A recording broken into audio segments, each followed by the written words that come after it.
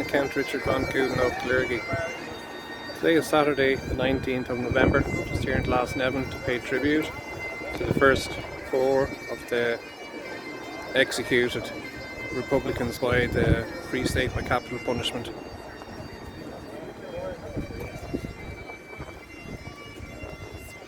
Nice crisp day of about 7 degrees, good turnout. See the Cotton Monument there, which I believe was blown up in the 1960s.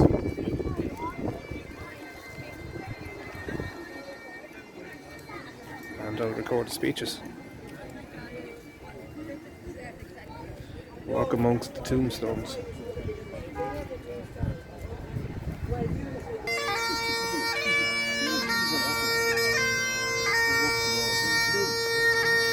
And one goal for the other.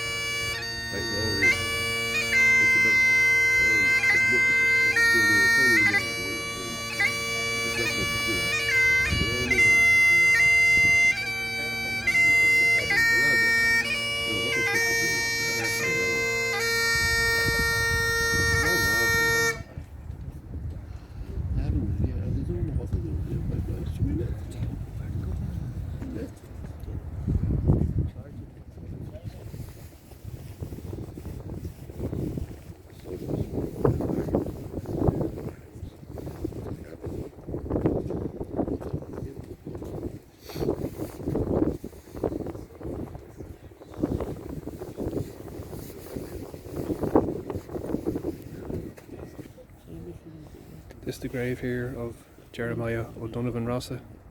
Famous speech given by Pearse. The graveside narration includes the lovely phrase, "Splendid and holy causes are served by men who are both splendid and holy." Díomh gachtainna. Is Michel Liam Ó Culbard agus Thar Ceann cumann uganna na léithre Gael bháin an fáilte a chur rómh go dtí ceapacht na public na relic Glasníon inniu.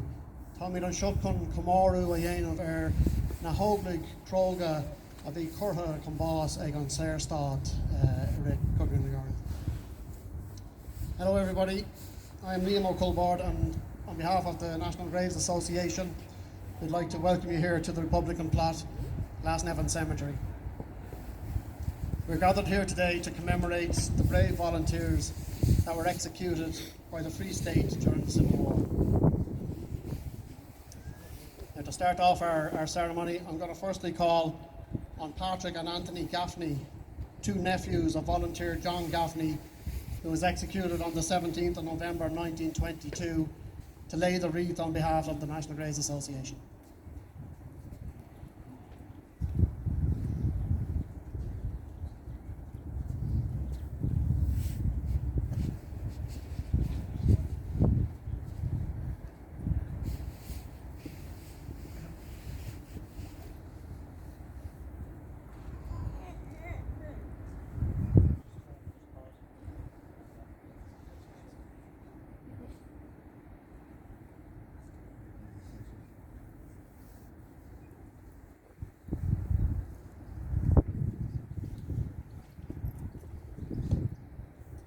I got Patrick and Anthony Gaffney. If there's anybody else there that wants to lay flowers or wreaths, I'll ask that they do so now.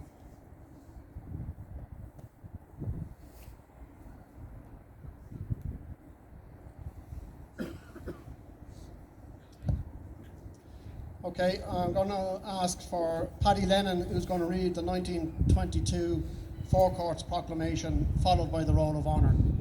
And this will be accompanied with music from our piper.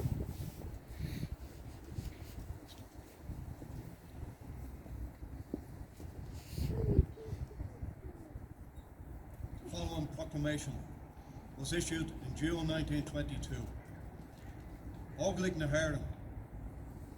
Fellow citizens of the Irish Republic, the fateful hour has come. At the dictation of our hereditary enemy, our rightful cause has been treacherously assailed by recreant Irishmen. The crash of arms and the boom of artillery reverberate in this supreme test of the nation's destiny. Gallant soldiers of the Irish Republic, stand vigorously firm in its defence and worthily uphold their noblest traditions. The sacred spirits of the illustrious dead are with us in this great struggle. Death before dishonour, being an unchanging principle of our national faith, as it was of theirs, still inspires us to emulate their glorious effort. We therefore appeal to all citizens who have withstood unflinchingly the oppression of the enemy during the past 6 years, to rally to the support of the Republic and recognise that the resistance now being offered is but a continuance of the struggle that was suspended with the truce with the British. We especially appeal to our former comrades of the Irish Republic to return to that allegiance and thus guard the nation's honour from the infamous stigma that our sons aided our foes in retaining a hateful domination over them. Confident in victory and maintaining Ireland's independence, this appeal is issued by the Army Executive on behalf of the Irish Republican Army. Signed, Commandant General Liam Mellows, Commandant General Rory O'Connor, Commandant General Joseph McKelvey, Commandant General Ernie O'Moyle, Commandant General Seamus Robinson, Commandant General Sean Moylan, Commandant General Michael Kilroy, Commandant General Frank Barrett, Commandant General Tomas Dearick, Commandant T. Barry, Colonel Commandant F. O'Foylon, Brigadier General J. O'Connor, Commandant P. O'Rutalis, General Liam Lynch, Commandant General Liam Deasy, Colonel Commandant Padder O'Donnell.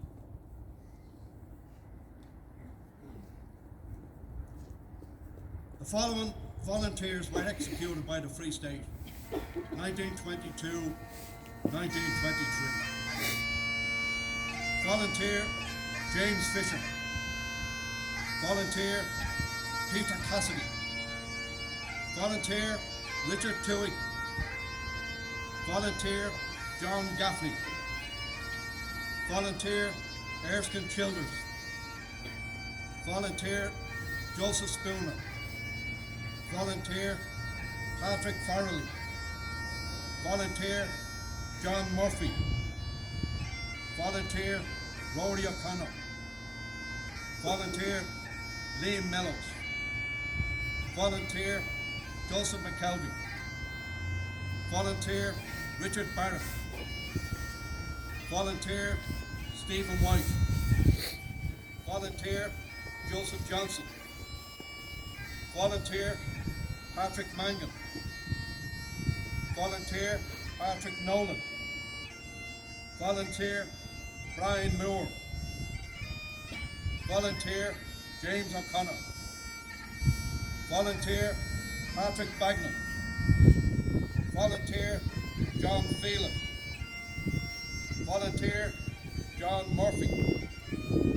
Volunteer Leo Dowling. Volunteer Sylvester Haney. Volunteer Lawrence Sheeky. Volunteer Anthony O'Reilly. Volunteer Terence Brady. Volunteer Tomas McKeown. Volunteer John McNulty. Volunteer Tomas Murray. Volunteer Frederick Burke. Volunteer Patrick Russell. Volunteer Martin O'Shea. Volunteer Patrick McNamara. Volunteer, James Lillis. Volunteer, James Daly. Volunteer, John Clifford. Volunteer, Michael Brosnan. Volunteer, James Hanlon. Volunteer, Cornelius McMahon. Volunteer, Patrick Hennessy. Volunteer, Tomas Hughes. Volunteer, Michael Walsh. Volunteer, Herbert Collins. Volunteer, Stephen Joyce. Volunteer, Martin Burke. Volunteer, James Median. Volunteer, Tomas Lennon. Volunteer, Joseph Ferguson. Volunteer, Michael Fitzgerald. Volunteer, Patrick O'Reilly. Volunteer, Patrick Cunningham. Volunteer, William Conroy. Volunteer, Colin Kelly. Volunteer, Patrick Geraghty. Volunteer, Joseph Byrne. Volunteer, Tomas Gibson. Volunteer, James O'Rourke. Volunteer, William Healy. Volunteer, James Parle. Volunteer, Patrick Hogan. Volunteer, John Crean. Volunteer, Luke Burke. Volunteer, Michael Greeley. Volunteer, Tim O'Sullivan. Volunteer, Charles Daly. Volunteer, Sean Larkin.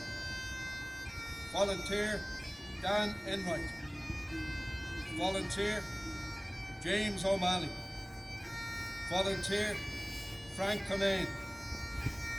Volunteer, Michael Monaghan. Volunteer, John Newell. Volunteer, John Maguire. Volunteer, Martin Milan. Volunteer, Edward Greeny. Volunteer, Reginald Hathaway. Volunteer, James McInerney. Volunteer, Patrick O'Mahony. Volunteer, Christopher Quinn. Volunteer, William O'Shaughnessy. Volunteer, Michael Murphy. Volunteer, Joseph O'Rourke.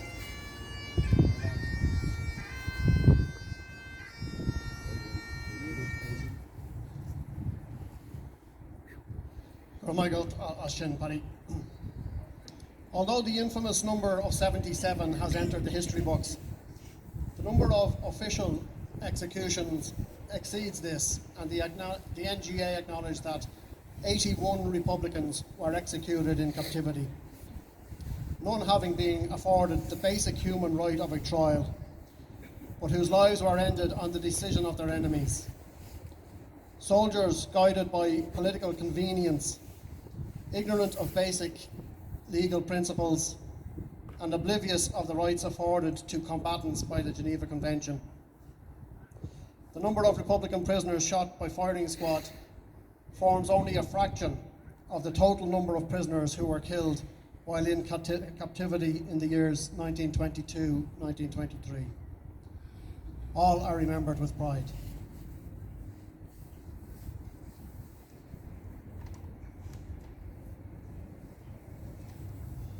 I'm now going to ask Gerdy McCabe to lead a prayer.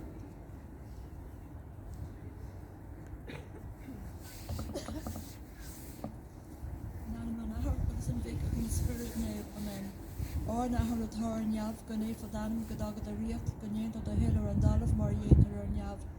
Or na roin lei hu het hoor doen in you agus might doen or viege or white meat or the groene fein agus na lik shingi galwak searching o olk amen. Shade of a wirra at all on the groste tan tierna liat is bannahe hu idem na agus is bannahe tar the rin iese. an éibre a bháthair dé, guiarín le pacianis agus a rú ar máis amen. Glór den ahar agus den bhach agus den spirit néamh, mar a bhí ar dús, mar atá anis, agus mar a bheas go bra, is saol, amen. Ná an ahar agus an bhíc agus an spirit néamh, amen. Good morning, Jardine. I'm now going to ask our piper to play a lament.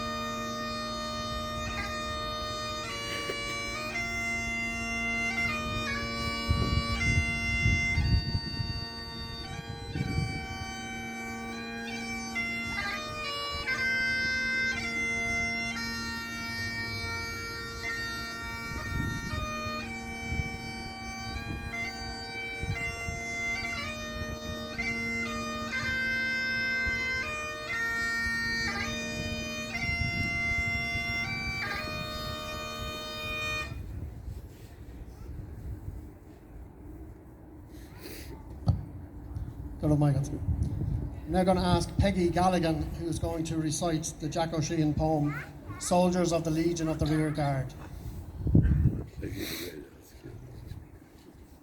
Oh, yeah, I know Peggy. Yeah, 16.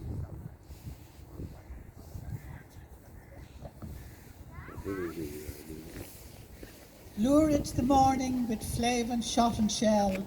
Now rally Ireland, the sons who love her well, pledged to defend you, though death or prison cell. True Gaels, the soldiers of the rear guard, Legion of the rear guard, answering Ireland's call. Hark, their martial tramp is heard from Cork to Donegal. Tone and Emmet guide you, though your task be hard. Cathal Brua lead you, soldiers of the Legion of the rear guard. Shell-shattered fortress and shot-scarred barricade, there lay the story of the gallant fight they made. Weary, outnumbered, undaunted, undismayed, may God rest the soldiers of the Legion of the rear guard. Up the Republic we raise our battle cry. Pierce Clark MacDermot will pray for you on high. So comrades, tread lightly, you're near to heroes' graves, for surely there lies the soldiers of the Legion of the rear guard.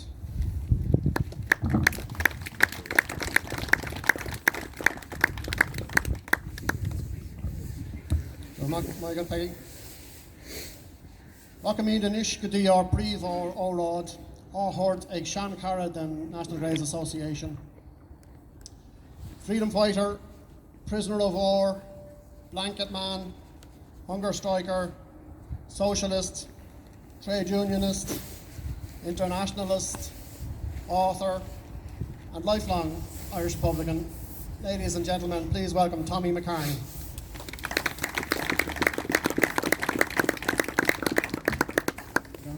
Gomagad Liam. Dus cracking me ma which wake us a horse la high common ignan, the laker Gael Marialler and Corrie Shaw, had almost a Yanu or son the laker ta Horta and Shaw, laker our boss or son and Foblak there.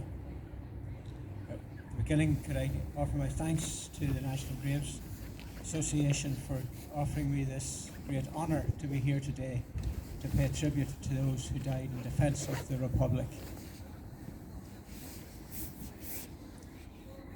Barbarism, brutal and bloody, directed at the behest of the British Empire against those who sought to defend the Irish Republic. Over a brief few months, the Free State officially ordered the execution of 77 members of the Irish Republican Army. We are still only too well aware that the savagery of that recently created regime, with its newly acquired Dominion status, did not confine its murderous campaign to those killings. No, we have not forgotten Ballyseedy and the tragedies of Kerry. We have not forgotten the murder of teenage Fianna boys in Dublin. We have not forgotten the slaughter of Sligo's Noble Six, and so many, many more. Yet, today, we must speak of those defenders of the Republic, taken from their prison cells and shot dead by firing squad. We must not only speak of the 77, but we must also speak of the cruel and vicious rationale that underpinned the foul deeds perpetrated by the leaders and servants of the Free State. The Irish Republic, had it been successfully defended and maintained, would have, in the words of the great James Connolly, existed as a word to conjure with, a rallying point for the disaffected, a haven for the oppressed. In other words, the Irish Republic would have posed a fundamental challenge to British imperialism and its Irish supporters, and also those that depended on it for their existence and privilege in this state. So therefore, shorn of this connection and dependence on Britain, it would have acted as a beacon of hope and inspiration, not to mention a perfect example to other subject peoples across the empire. Moreover, an independent and prosperous democratic republic a few short miles off the England's shores would have caused an enormous difficulty for Britain, for a British state failing miserably to provide the land fit for heroes it had promised its own veterans of the Great War. So therefore, Lloyd George and Winston Churchill ordered Collins and Griffith and their supporters to overthrow the Republic by whatever means were necessary. And to seal that pact between Empire and its new dominion, London supplied those it viewed as its well-disposed Irish with a vast arsenal, great quantities of small arms and ammunition, heavy artillery with a huge amount of shells, armoured cars and warplanes, all donated along with ex-British Army uniforms to be dyed green. Hardly an exaggeration to say, therefore, that the Free State had taken the King's shilling. And still more than the King's shilling, they had also taken one of the principal and oldest tactics of the blood-stained British Empire in use then and still. And that was the tactical deployment of sheer, unadulterated terror. Because there is no other way, no other explanation for the quasi-judicial execution of the 77, who by the very fact of their imprisonment posed no direct military threat. Consider too the carefully calculated and calibrated nature of the killings. The first to die by firing squad were young and junior members of the Republican Army. A move cynically designed to send a signal to the rank and file that neither age nor lack of seniority would spare them from the vengeance of this regime. Then there were those who might lead a resurgence of radical republicanism, men like the martyrs of the 8th of December in Mountjoy and those of the 14th of March in Drumboe. There was too the spiteful eradication of articulate critics such as Erskine Childers, or the ruthless message impacted by signing the death warrant of a former friend who had acted as witness at the Siamese wedding. And all along there was the strategically selected location for the executions, ensuring two grisly outcomes. First was to geographically spread the terror well beyond the capital, Dublin. The second reason was even more horrifying: to guarantee the loyalty of local Free State officers by reason of the blood that was on their hands. And all done for what? What? To embed a treaty that left 26 Irish counties firmly within Britain's zone of influence.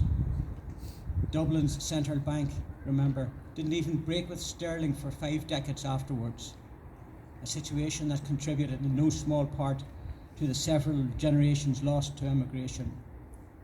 And as we have noted recently, at the craven posturing following the passing of a British monarch, a 26-county state still beholden to England. But let us not or never forget the treaty's most lasting impact, the copper fastening of partition and the poisonous sectarian political entity arising thereafter in the north. Think of how shamefully loyal were and still are those who have accepted the treaty's parameters, loyal to the maintenance of partition and the six-county state. It is no accident that the current leadership of this 26-county state is so willing and happy to sport a red poppy, the symbol of British military power and bloodstain, and yet they still refuse point blank to wear an Easter lily. And that is more than a minor gesture. It signifies a determination to retain a unionist state on this island for so long as it is possible, and thereafter a desire to retain British influence when the border inevitably goes. It was to achieve those base outcomes that 77 Irish Republicans were shot by Free State firing squad. Nowadays, apologists for the Free State will accept that this was, in their words, unfortunate, but as they say, necessary, in order to implement the will of the people as expressed at a general election and to secure their state. However, as Liam Mellows himself, one of the 77, pointed out, it wasn't the will of the people, it was the people's fear that led them to support the treaty. Fear that failure to ratify the treaty would see Britain implement its threat of immediate and terrible war. Yet, as it turned out in practice, it was in fact the Free State that launched an immediate and terrible war against those willing and determined not to accept Britain's treaty. As the Roman Tacitus might have said, they made a desert and called it victory. Yet, was it a victory? They certainly built a 26-county Free State and upheld partition. What though would have been the outcome had there not been resistance?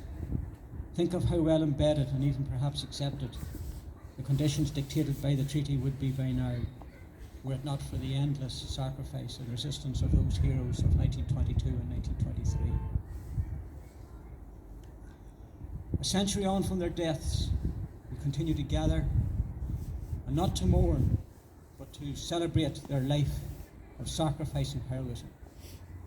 A century has passed, and still we gather, and still we speak the names of James Fisher, Peter Cassidy, Richard Twohig, and James Gaffney.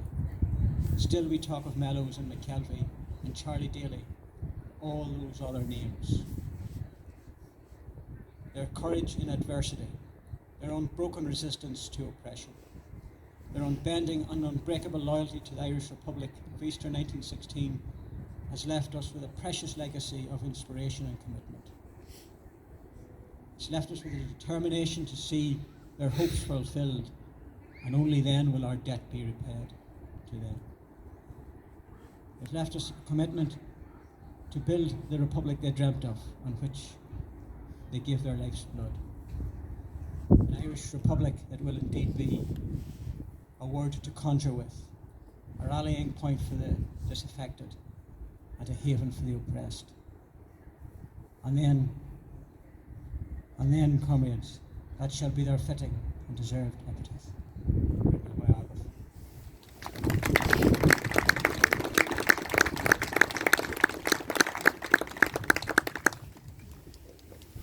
Go to Michael Tommy. Suller Trignomid, a roll may be organic for in Brataha. Just before we finish, I'll say a little bit of the flags. To the left there we have the national flag. Then we have the flag of Nafina Éireann, that includes the sunburst, signalling a new dawning or a new era. Nafina, alongside Cumann na Mán and others, played a central role in the Civil War. And we have the flag of the National Graves Association, that is the lily, a symbol of Irish Republican remembrance. We also have the national flag lettered with the initials IR. We are flying this flag at all of our Civil War commemorations based on a memo dispatched from General Liam Lynch, which read as follows.